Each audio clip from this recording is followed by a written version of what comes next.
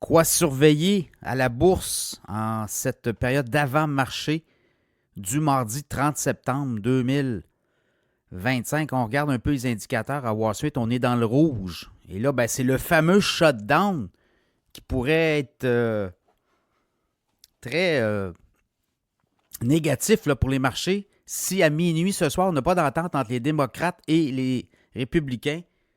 On va fermer le gouvernement aux États-Unis, l'État fédéral, Washington, et ça commence à inquiéter parce que il y a beaucoup de données qui vont venir éventuellement. Vendredi, on attend notamment les données sur l'emploi. Et là, si le gouvernement, les agences gouvernementales sont fermées, les ministères, parce qu'on n'a plus d'argent pour les payer, les fonctionnaires, tout est à l'arrêt. Et là, ça pourrait envoyer des signaux de volatilité. Donc, le Dow Jones baisse de 74 points. Au moment où je vous parle, le S&P 500, c'est 8 points en baisse. Le Nasdaq, c'est 20 points dans le rouge. Le pétrole baisse d'1,27 à 62,18 $.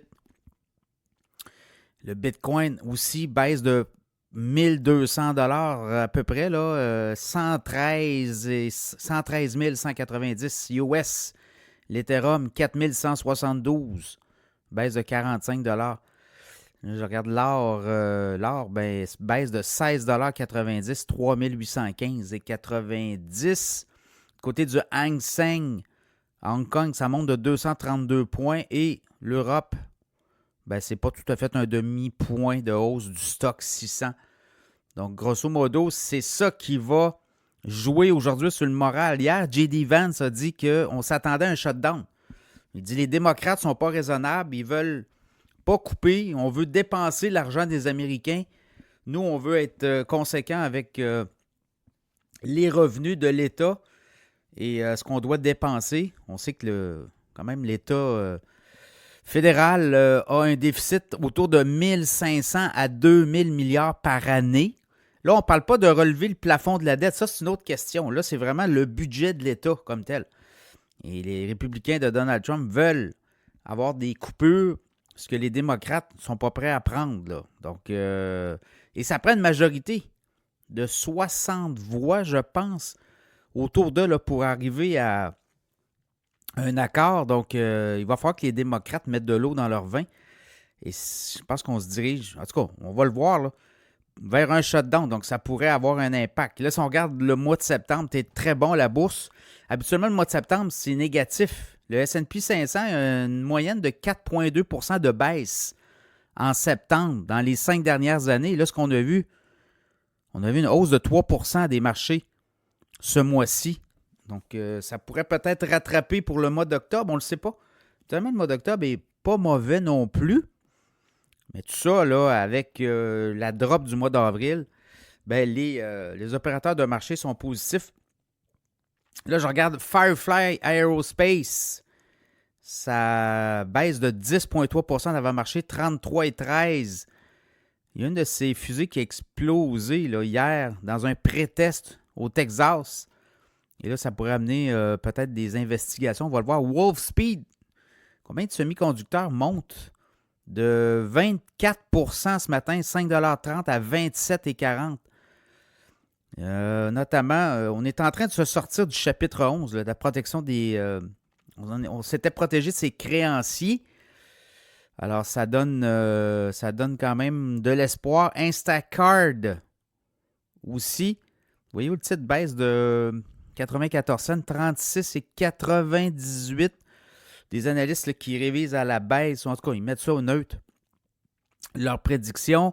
Les Américains parlent beaucoup avec Taïwan, notamment là, pour la production de microprocesseurs. 90 % des microprocesseurs achetés dans le monde proviennent de Taïwan. Aux États-Unis, c'est 50-50. Et là, on demanderait peut-être à Taïwan, ou en tout cas, on essaie de peut-être transférer la production de Taïwan vers les États-Unis. Les États-Unis poussent fort là, pour avoir beaucoup de production locale. Il y a des gros montants d'argent disposés ou qu'on va offrir aux producteurs. On parle de Micron, Nvidia, Intel et autres AMD. Qualcomm, il y a quoi? Il y a Marvell, il y en a plein, là, Super Microcomputer. Donc, tous ces producteurs de microprocesseurs, de puces électroniques vont produire aux États-Unis. EchoStar, l'action monte. Eux, ils ont des specs, là, ils ont des licences notamment pour des cellulaires.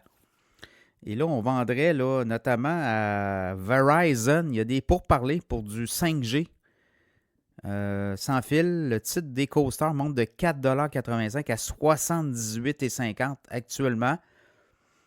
Et quand on regarde un peu, là, je regarde, c'est BMO, Brian Belsky, qui est le chef des stratèges chez BMO, marché des capitaux. Lui, il voit d'ici la fin de l'année le S&P à 7000 points, non pas sans secousse, genre shutdown, mais lui, il dit que l'an prochain, ça pourrait monter de 8 à 10%. Là.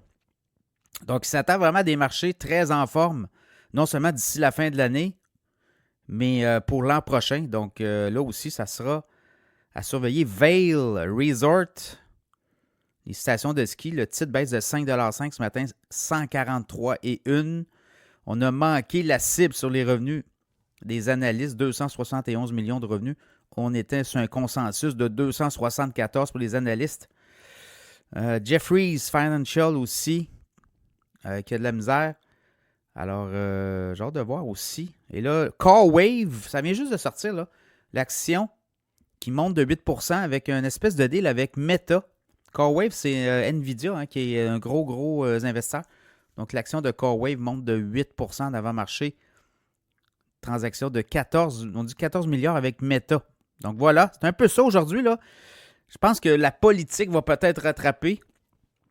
Quoique, il y a quand même des bonnes nouvelles. Mais ça a monté beaucoup. Là, à un moment donné, on va peut-être digérer tout ça. Mais un shutdown, évidemment, si tout ça perdure dans le temps, s'il n'y a pas de shutdown, je pense que Wall Street va se trouver des raisons là, pour essayer peut-être d'avoir une petite poche de volatilité. On va le voir. Pour l'instant, le shutdown pourrait avoir le dos large à surveiller.